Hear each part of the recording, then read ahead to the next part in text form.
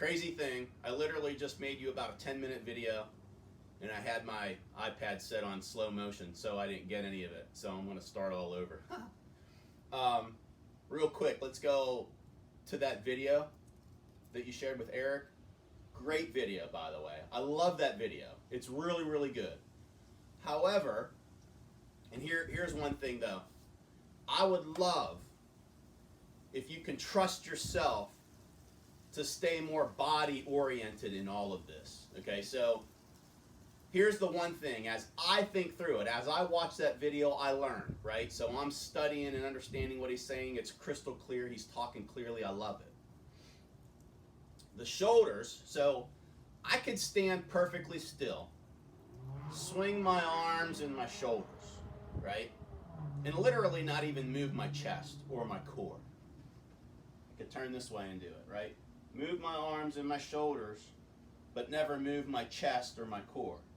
If I move my chest and my core and I didn't really even think about engaging my shoulders or my arms, they're going to move anyway.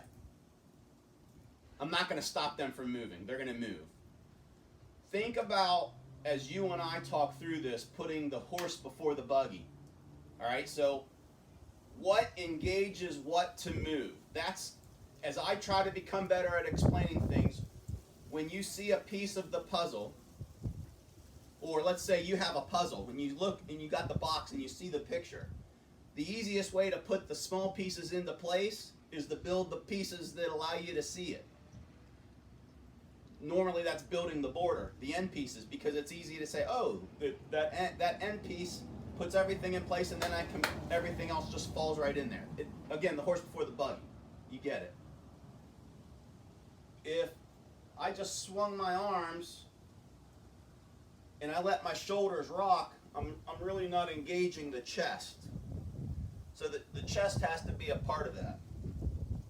That would go back to the videos that I showed the other day where you have the longer PVC pipe. The shoulder, it looks like the shoulders are moving, but clearly the chest and the shoulders are moving as a unit, as a team. They're not separated. They're all moving together in one piece. I'm not just moving the shoulder. Okay, now it's perfectly clear that the shoulders, so in the backswing, the back shoulder is going to kind of go behind my head, the front shoulder is going to go down, and in the downswing, it's basically going to flip-flop, right?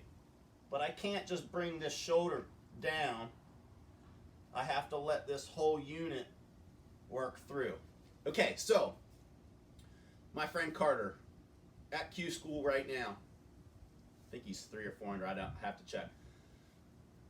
We've had numerous talks about this, and he's a guy that feels like he uses his upper body more than his lower. However, his lower body's fast anyway.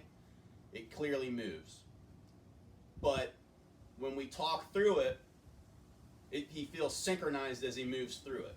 Okay, here's another analogy sometimes I'll use. Let me do it with this. If this was the lowest part of my spine, and I could take this and insert it into my body like so, and this was my head up here, right? If my lower body came in and my spine was real stiff and rigid like a shaft or something that has some stability to it, that my spine can bend.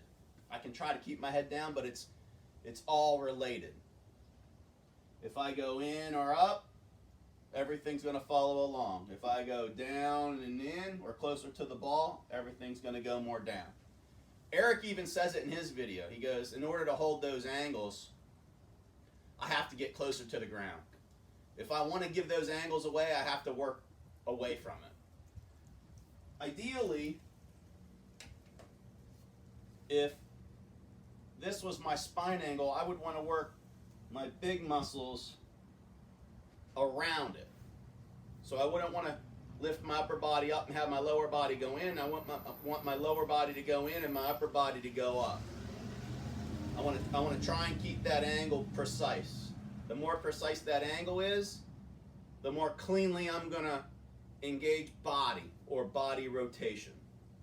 Okay, so, and again, not to get off track, but I think we're kind of capturing some of the key ingredients to what we want perhaps you to focus on. All this stuff on the internet's great. There's a ton of great stuff out there, some bad stuff too. But what you have to try to do is find the key ingredient to, again, letting other pieces move in the right spot without being over analytical.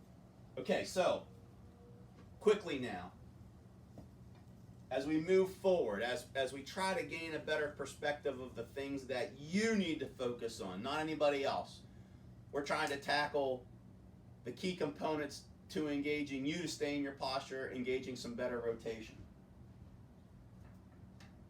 A tennis racket is not a bad way, okay? Now, I have my tennis racket. I have extensions on all of my tennis rackets. Here's another one. I built these myself. Get an old tennis racket, drill a hole in it, take an old golf shaft, glue it in there. Pretty simple to do. If I was just holding the tennis racket, again, I could take the tennis racket and throw the bottom side of it to the ground. That's going to extend me up. If I took the tennis racket and I moved it to where the bottom side, if I was going to go lower into the ground and I was going to bring the tennis racket in this manner, as opposed to in this manner, right? So you can see how the tennis racket looks. And if I bring the tennis racket in this way, my hands are actually going to supinate down and through. They're going to do it on their own. I'm going to train my hands to work because I'm staying down and in my shot longer, and I'm keeping my body more engaged. See, and I think that's the hardest thing in this, is because it's so easy for the average golfer to become extremely arms and hand oriented. You got to take that arms and hands concept away. Again, it's just like throwing the baseball or throwing the football. The body's always going to work first, and the arms and the hands are always going to work last, and that's the only way that you can generate power. Now, in the golf swing, the funny thing is the stances, the energy's the same.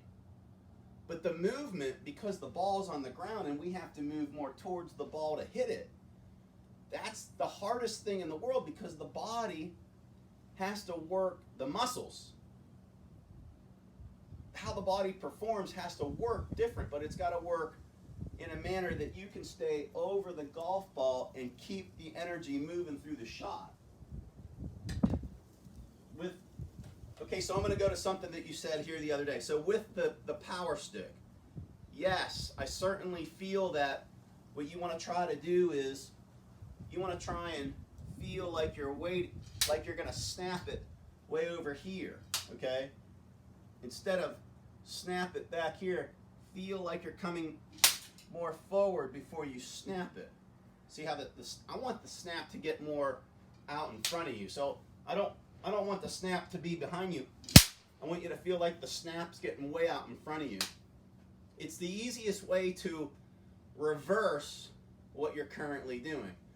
Now, you're not going to have a tennis racket.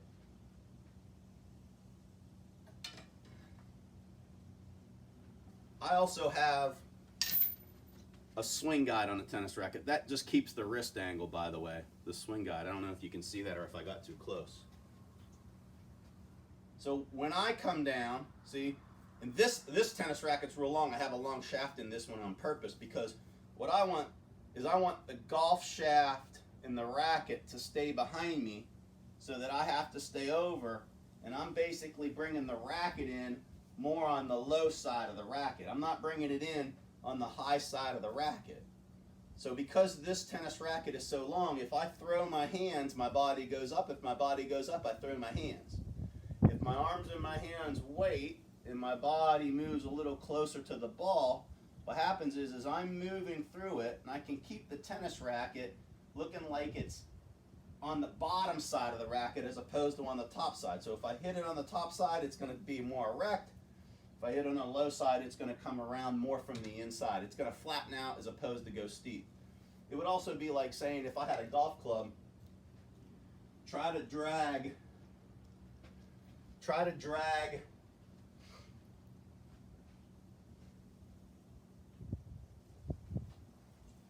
sorry. Try to feel like the toe's going to stay up and the heel's going to touch the ground first. Right? It's never going to, again, that's an elongated way of over exaggerating. It's not going to happen like that. But that's kind of the performance that you want to try to execute. So there you go. Let's kind of wrap up this video very quickly. A couple of new things. Yes, I like all that stuff. It's great. But let's try to focus again. That tempo, by the way, in those videos is much, much better. And I think you have to find ways to smooth that out. Not necessarily go slow. I don't even like the word slow when you're practicing that. I think just go like smoother, more in control. Not at the fast, quick, faster paced backswing and transition. Try to keep that smooth so that we can maintain that posture and get the core and the hips more engaged. I'm going to send you, I did a couple videos of myself yesterday. I'm going to go ahead, I'll send you those. I was exaggerating. I have one of my juniors videotape me. But again, basically I was trying to feel like I'm moving low. So see how I'm moving lower there? I'm moving this way. So I'm moving lower to the ground. I'm trying to let my body feel, I lost my balance a couple times over exaggerating that. But now I'm moving my lower body this way so my upper body can cover and just feel like that whole unit. If I move down and back, then my whole hips and chest can rotate through it. All right, that's it for now. Oh, and don't forget those other videos that I showed you. See, if you put something on your shoulders like this, you have to keep your chest going as opposed to just trying to move your shoulders. Move the whole unit. Move the whole piece together, chest and shoulders all at the same time. All right, check that video out. I'll talk to you later. All right, have a good day.